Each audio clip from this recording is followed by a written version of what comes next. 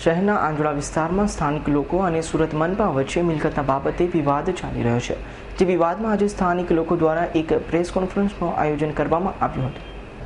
શહેરના આંજણા વિસ્તારમાં આવેલ ટીવી સ્કીમ નંબર 184 તથા 181 નંબરમાં છેલ્લા ઘણા સમયથી મનપા અને સ્થાનિક લોકો વચ્ચે બબાલ ચાલી રહી છે. તે બબાલ અને તે વિવાદનું મૂળ કારણ માત્ર ને માત્ર સ્થાનિક મિલકતો છે.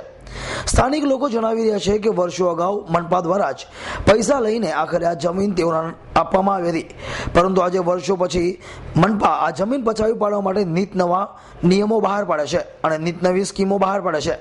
હાલમાં સ્થાનિક લોકો જણાવી રહ્યા છે કે મનપા દ્વારા પીપીપી નામની સ્કીમ રજૂ કરાય છે, જે સ્કીમની અંદર કોર્પોરેશન દ્વારા આ તમામ જમીનને ખાલી કરી દઈ અને બિલ્ડરોને સોંપવાની વાત કરવામાં આવી છે, જેના કારણે સ્થાનિક લોકોએ વિરોધ ઉઠાવ્યો છે. સ્થાનિક લોકોએ જણાવ્યું હતું કે આખરે આ જમીન તેઓએ પૈસા આપીને કોર્પોરેશન પાસેથી ખરીદી છે, તો આખરે આટલા વર્ષો પછી કોર્પોરેશનના અધિકારીઓ શા માટે આવી નવી સ્કીમો બહાર પાડી આ જમીનને પચાવી પાડવાનું કાવતરું રચી રહ્યા છે.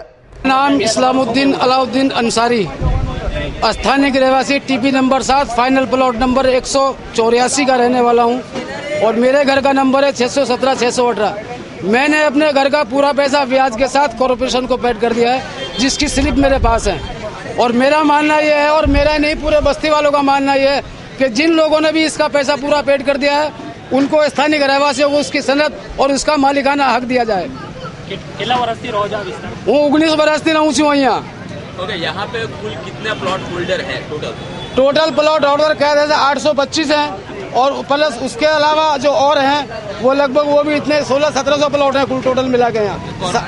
कॉर्पोरेशन ने जब ये नोटिफिकेशन निकाला कि ये पीपीपी के हिसाब से यहाँ पे डेवलप करने वाले, तो उसके विरुद्ध कोई वादा, कितने लोगों ने वादा कितनी नाम से फाइल की? यहाँ से बहुत सारे लोगों ने वादा अर्जी किया है, उसका विरोध भी किया. हमने पेपर में भी उसका डिक्लेयर किया है, पेपर के अंदर भी हमने उसका विरोध किया है और आज भी हम उसका विरोध करते हैं. उसका कोई फीडबैक आया है कॉर्पोरेशन की ओर से? आपको कुछ जवाब नहीं, कोई जवाब हमारे पास नहीं आया कॉर्पोरेशन का.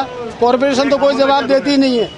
हालांकि हाई कोर्ट का जो फैसला हमारे हक में आया है, कॉर्पोरेशन को उसको भी नजरअंदाज कर रही है. હાલમાં તો સ્થાનિક લોકો અને મનપા સામસામે આવી ગયા છે, ત્યારે હવે ખરેખર આખરે આ બનાવમાં આગળ શું તકેદારી થશે અને મનપા દ્વારા શું પગલાં લેવાશે તે તો જોવું જ રહ્યું. Bureau report S9 news, Surat.